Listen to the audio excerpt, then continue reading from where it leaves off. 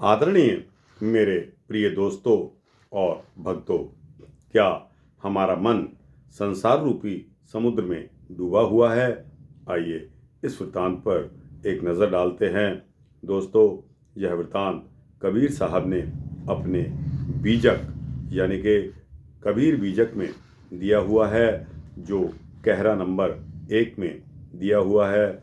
दोस्तों, कहरा नंबर 1 को मैं पहले गाकर सुनाता हूँ, उसके पश्चात उसका अर्थ आपके समक्ष रखूँगा। दोस्तों, बने रहिए इस वृत्तांत में।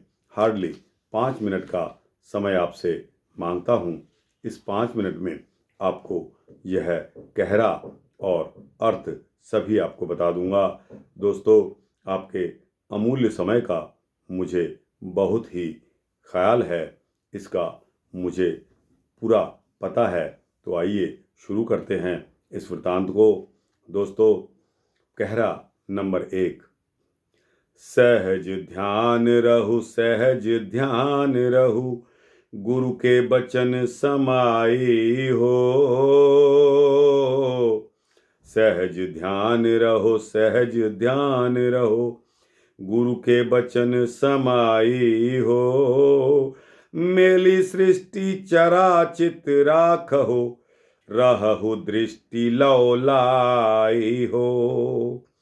जस दुख देख रहा हूँ यह अवसर, अस सुख होई हैं पाए हो। जो खुटकार बेग नहीं लागे, हृदय निवारहु कोहू हो। मुक्ति की डोरी गाढ़ी जान खेचहु, तब बजी हैं बढ़ रोहू हो। मन वही कहु रहु मन मारे, खिजुआ खीज न बोले हो। मानु मीत मितइये न छोड़े, कमऊ गांठी ना खोले हो। भोगौ भोग भुक्ति जन भूलो, योग युक्ति तन साधहु हो। जो यह भांति करहु मत वलिया, तामत को चित बांधहु हो। नहीं को ठाकुर हैं अति दारुण, करी हैं चाल कुचाली हो। सदगुरु कबीर साहब जी फरमाते हैं कि हे साधकों, मैं तुम्हें निज चेतन स्वरूप के ध्यान में निमग्न रहने और सदगुरु के निर्णायक वचनों में अटल विश्वास करने के लिए कहता हूँ। इस संसार रूपी समुद्र में डूबे हुए इस चंचल मन को नियंत्रण में करके सदैव अपने उद्देश्य के प्रति सावधान रहिए। साधना के शुरुआती दिनों में उत्पन्न मामूली सा कष्ट यदि सहन कर लोगे तो स्वरूप स्थिति एवं सहज ध्यान प्राप्त होने पर तुम्हें सच्चा सुख और शांति अवश्य मिलेगी। यदि साधना के प्रति तुम गंभीर नहीं हो और ऐसे ही जीवन व्यतीत कर रहे हो तो इसे अवश्य ही तुम्हारी अज्ञानता का प्रभाव माना जाएगा। तुम अभी अपने हृदय से काम, क्रोध आदि मलों को निकालकर दूर कर सकते हो, पर ध्यान रहे मुक्ति की डोर को इतना भी जोर से मत खींचना कि वह टूट जाए। यानी साधना का अभ्यास जल्दबाजी में न करके उसे धीरे धीरे चलने दीजिए, तभी बड़ी मछली फंसेगी, यानी यह मन नियंत्रण में हो जाएगा। कबीर साहब जी फरमाते हैं कि मन को भी सावधान कर दो कि अपने आप को नियंत्रण में रखें। यदि कोई तुम्हारी बुराई करे या हंसी उड़ाए तो उसे सहन करने की सहन शक्ति रखिए, यानी किसी के भी चिढ़ाने पर शांत रहिए। सदगुरु कबीर साहब जी कहते हैं कि हे मित्रों, सदगुरु एवं संतों को मित्रता कभी भी नहीं छोड़नी और उसमें लगी प्रेम की गांठ भी कभी मत खोलना। इस जीवन के सुख दुखों को निर्विकार रूप से सहन करते रहिए और व्यवहार में मिले हुए खान पान, वस्त्र, मकान, प्राणी, पदार्थ, अधिकार आदि के लालच, लोभ में एवं राग द्वेष के चक्कर में पड़कर अपनी अंतरात्मा को कभी मत भूलिए, क्योंकि युक्तिपूर्वक योग साधना ही मानव शरीर का फल है। कहने का मतलब यह है कि भोग के ऊपर उठकर योग द्वारा ही जीवन की ऊंचाइयों को आप प्राप्त कर सकते हो। यदि इसी तरह के विचार अगर आप रखते हो तो अपने मन को इन्हीं सिद्धांतों की तरफ लगाइए, नहीं तो इंद्रियों का ठाकुर मन बड़ा ही मतवाला, भयंकर और दुख देने वाला है और यह तुम्हारे साथ ही बुरा व्यवहार कर देगा। दोस्तों, इसके आगे यह कहर अभी ख़त्म नहीं हुआ है। दोस्तों, इस कहरा के आगे मैं आपको पढ़कर सुनाता हूँ। दोस्तों, बाई मिस्टेक ये मैंने आपको कहरा जो सुनाया था उसको मैं संपूर्ण समझता था, लेकिन यह पार्ट में दिया हुआ है। अगला कहरा पढ़ते हैं। बांध मार दंड सब ले ही छूटहि, तब मत वाली हो, जब वहीं सावत आन पहुँचे, पीठ साट भल टूटी हैं हो। ठाड़े लोग कुटुम सब देखें, कहे काहू के ना छूटी हैं हो। एक तो निहुरी पाँव पर बिनवै, बिनती किए नहीं माने हो। अनचिन्हे रहेऊ ना किएहू चिन्हारी, सो कैसे पहिचन बेऊ हो। लीन बुलाए बात नहीं पूछे, केवट गर्भ तन बोले हो। जाकर गांठ समर कछु नाही, सो निर्धनिया होए डोले हो। जिन समयुक्ति अगमन कै राखिन, धरनि मच्छ भरि डेहरि हो। जे कर हाथ पाँव कछ नाही, धरन लाग तेहि सो हरि हो। पेल नाछत पेल चल बौरे, तीर तीर काटो वहु हो। कबीर साहब जी आगे फरमाते हैं कि हे साधको, यदि तुम बुरे व्यवहार को करना नहीं छोड़ोगे तो सब तुम्हें बांधेंगे, मारेंगे और दंड लेंगे। तब तुम्हारा पागलपन अपने आप ठंडा हो जाएगा, यानी कालवली के आ जाने पर और उसके द्वारा अपनी खूब तकड़ी पिटाई होने पर तुम्हारे परिवार वाले केवल तमाशबीन बनकर तुम्हें मरते और तड़पते हुए देखेंगे, लेकिन कोई भी तुम्हें इनसे बचा नहीं सकेगा। तुम्हारे स्वजन, मित्र आदि रोकर और अनेक तरह से कालबली से तुम्हें छोड़ देने की विनती करेंगे, लेकिन कठोर कालबली किसी की भी बात नहीं सुनेगा और भी तुम भी जीवन भर सत्य को झूठ मानते रहे हो और अपनी आत्मा और वासना आदि बंधनों को समझाने का कोई प्रयास आपने नहीं किया, तो मृत्यु आने पर इन विषयों को किस तरह से समझ सकोगे, यानी अपना कल्याण कैसे कर पाओगे। यमराज तो किसी भी मनुष्य से बात भी नहीं करते और कठोरतापूर्वक अपने कर्म करते हुए तुम्हें बुला लेते हैं। तुम तो जीवन भर भवसागर से पार कराने वाले गुरु एवं संतों के चक्कर में फंसे रहे और झूठी घमंड रूपी खाली गठरी लिए हुए व्यर्थ ही घूमते रहे, यानी जिस गठरी में उत्तम कर्मों का फल नहीं है, उसे लेकर निर्धन बने भूखे प्यासे भटकते रहने से क्या लाभ होगा। चतुर साधक पहले से भी साधु विचार रखते हैं और काम क्रोध आदि को समाप्त करके अपने हृदय रूपी खजाने में सत्कर्म रूपी धन जमा करके रखते हैं।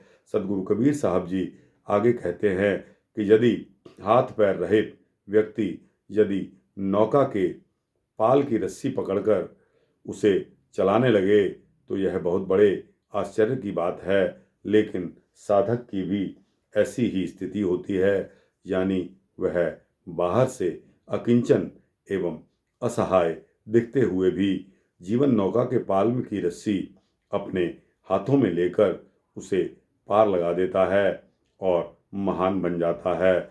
कबीर साहब जी कहते हैं कि जीवन रूपी नौका खेने यानी चलाने के लिए विवेक रूपी पतवार और हत्था पास में होते हुए भी किनारे किनारे क्यों भटकता फिर रहा है। पतवार से पानी पीछे को ढकेलते हुए नौका को आगे बढ़ाते चलिए, यानी विवेक से सारी विषय वासनाएं हटाते हुए अपना जीवन भलाई के कार्यों में लगा दीजिए। इसी से तुम्हारा कल्याण होगा, कल्याण संभव है। दोस्तों, यह कहरा इससे आगे भी तीसरे पार्ट में दिया हुआ है। इसको छोड़ना पाप होगा, क्योंकि कोई साधक अगर तीनों कहरों का मतलब अपने मन में लेना चाहे तो उसको नहीं मिलेगा। अर्थात तीसरा पहरा भी मैं आपके समक्ष पहले गाऊंगा और उसका अर्थ करूंगा। तो दोस्तों, आइए तीसरे कहरे का गायन शुरू करते हैं। उथले रहु परहु जन गहरे, मत हाथों की खोवहु हो। तर कै घाम ऊपर कै भुम्भुरी, छाह कतहु नहीं पायहु हो। उथले रहु परहु जन गहरे, मत हाथों की खोवहु हो। तर कै घाम ऊपर कै भुम्भुरी, छाह कतहु नहीं पायहु हो। ऐसे निजान पसीझेहु सीझेहु, कसना छतुरिया छायहु हो। जो कछु खेड़ कियो सो कियहु, बहुरी खेड़ कसु होई हो। सास ननद दो देत उलाटन, रहहु लाज मुख गोई हो। गुरु भो ढील गौनी भई लचपच, गुरु भो ढील गौनी भई लचपच, कहा ना मानेहु मोरा हो। ताजी तुर्की कबहु न साधेहु, चढ़ेहु काठ के घोरा हो। ताल झांझ भल बाजत आवे, कहरा सब कोई नाचे हो।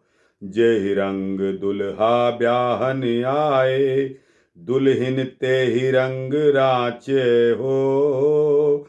नौका अछत खेवे नहीं जाने, कैसे कै लग बेहू तीरा हो।